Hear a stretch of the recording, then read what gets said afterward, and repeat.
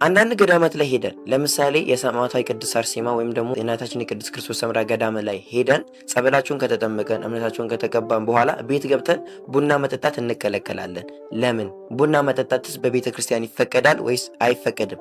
እነኚህ ሁለቱ ጥያቄዎች ለዘመናት ውስጣችን ተሰንቅረው ጥያቄ የፈጠሩብንና መልስ የምንፈልግላቸው ነገሮች ናቸው አይደለም? በጣም ጥሩ። ዛሬ ደርሼላችኋለሁ። ይህንን ጥያቄ ከዚህ ሶስቱ ሊቃውንት ከሚለው መጽሐፍ ውስጥ የአባታችን የርዕሰ ሊቃውንት ቆሞስ አባ ገብረ ኪዳንን መልስ ዋቢ በማድረግ ዘርዘር ያለ መልስ ለአንዴና ለመጨረሻ ጊዜ እሰጣችኋለሁ። ይህ ቪዲዮ ታዲያ ለአብዛኞቻችሁ አይደለም ለሁላችሁም መልስ ሊሆን የሚገባ ወሳኝ ቪዲዮ ስለሆነ እናንተ ጋር እንደደረሰ ሌላውም ጋር መድረስ ስላለበት 3 ሰከንድ ሰጥቷችሁ ላይክ፣ ሼር፣ ሪፖስት አድርጋችሁ ተመለሱ። መልካም።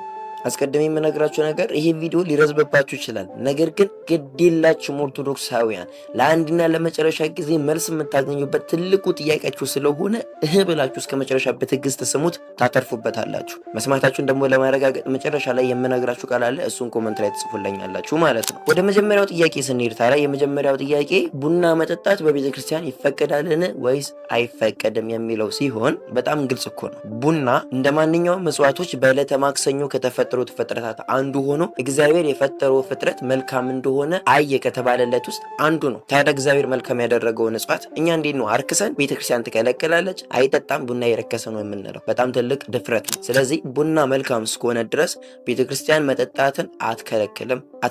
ታዲያ ቤተክርስቲያን ምንድነው የምትከለክለው ካላችሁኝ፣ እዚህ ጋር ጆሮ ሰጥታችሁ በማስተዋል እንድትሰሙኝ የምፈልገው ነገር ብቸኛውና ብቸኛው በቡና ብቻ አይደለም፣ በማንኛውም ነገር ቤተክርስቲያን የምትከለክለው ወደ ኃጢአት የሚመራንን ነገርና ነገር ብቻ።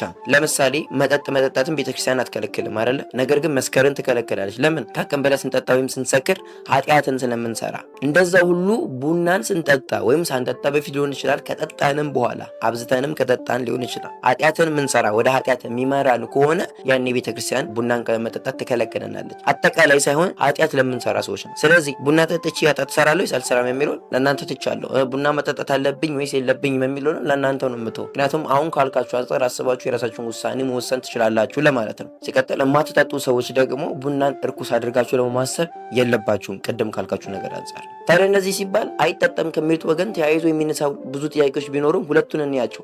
የመጀመሪያው ቡና እኮ በጠንቋይ ቤት በቃልቻ ቤት ለመካደሚያ ወይም ደግሞ ሴጣንን ለማምለክ ለሴጣን መቋደሻ የሚቀርብ መስዋዕት ነው። እንዴት እንደዚህ አይነት የረከሰ ነገር እንጠጣለን የሚሉ ሰዎች አሉ። እንደዛ ከሆነ ለመስዋዕት ተብሎ የሚታረደው በግ፣ ዶሮ፣ ፍየልም የረከሰ ነው ማለት ነው። እዚህ አርደን መብላት የለብንም ማለት እኮ ነው። ሴጣን ምግብ መቋደሻ ነው ካለን መብላት ልናቆም ነው ማለት ነው። ይኸውላችሁ መጽሐፍ ቅዱስም የሚለው ቤተክርስቲያንም የምትለው እዛ ደጅ የሴጣን ስም ተጠርቶበት የመጣ ማንኛውንም ነገር ከመጠጣትና ከመብላት ትከለከላለች የረከሰ ስለሆነ። ነገር ግን እዛ የሚጠቀሙት ነገር በሙሉ ዓለም ላይም መጥቶ መጠቀም የለብንም እዛ ለርኩሰ ስለሚጠቀሙበት ብለን ግን መተው የለብንም ማለት ነው፣ መልካም ነገር እስከሆነ ድረስ። ስለዚህ ቤተክርስቲያን በዛ ምን ያስከለክላል? ግን እዚህ ጋር አንድ ነገር ልብ በሉ። አቦል በረካ ምናምን እያለን የምንጠጣዋል። እንደዛ ግን መጠጣት በቤተክርስቲያን የተከለከለ ነው። ምክንያቱም እነዛ ስሞች በጠንቋይ ቤት የሚጠሩ የሴጣን ስሞች ስለሆኑ የጠንቋይ ቤትን ተግባር ኮፒ ተደርጎ የመጣ ስለሆነ እንደዚህ አይነት ጉዝጓዝ ተጎዝጉዞ ስሟ እንደዚህ እየተጠራ አንደኛ፣ ሁለተኛ፣ ሶስተኛ እየተባለ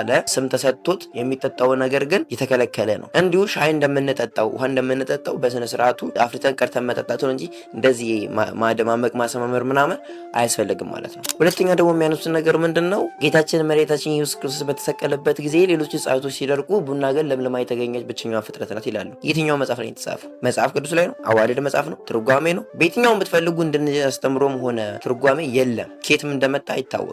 ጀስት ባለው ባልታይም በወሬ ተባስቶ የመጣ ነገር ነው እንጂ እንደዚህ አይነት አስተምሮ በቤተክርስቲያን የለም። ሁለተኛው ጥያቄ ደግሞ በአንዳንድ ገዳማቶች ላይ የተመረጡ ገዳማቶች ላይ ጸበል ከተጠመቀን እምነት ከተቀባን በኋላ ቤት ገብተን ቡና መጠጣት እንከለከላለን። ለምን?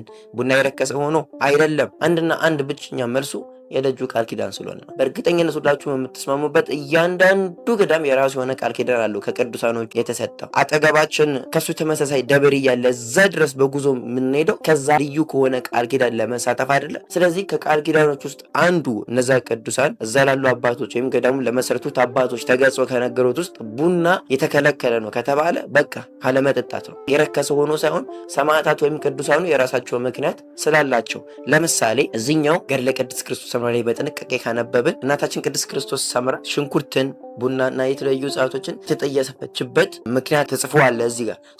በዛ ምክንያት በገዳሟ ላይ ቡና እንዲጠጣ ወይም ሽንኩርት ያለው ምግብ እንዲሰራ ላትፈቅድ ችላለች በቃል ኪዳኗ። ሽንኩርት የረከሰ ቡና የረከሰ ሆኖ ሳይሆን ሰማዕታቱ የሰጡት ቃል ኪዳን ስለሆነ ብቻ ነው። ለበረከት ለድነት እዛ ደጅ እስከሄድን ድረስ ደግሞ ቃል ኪዳኑን ልናከብር ግድ ይለናል፣ ድነቱን ለማግኘት ስለሆነ። እዚህ ላይ ያልገባችሁ ያልተዋጠላችሁ ጥያቄ ሆነባችሁ ሌላ ያልገባችሁ ነገር ካለ ኮመንት ላይ እጠብቃለሁ። መጨረሻ ላይ ነገራችኋለሁ ያልኩትም ቃል ደግሞ ምንም አይደለም፣ ጀስት የተሰማችሁን ብቻ ጻፉ ለማለት ነው። አመሰግናለሁ።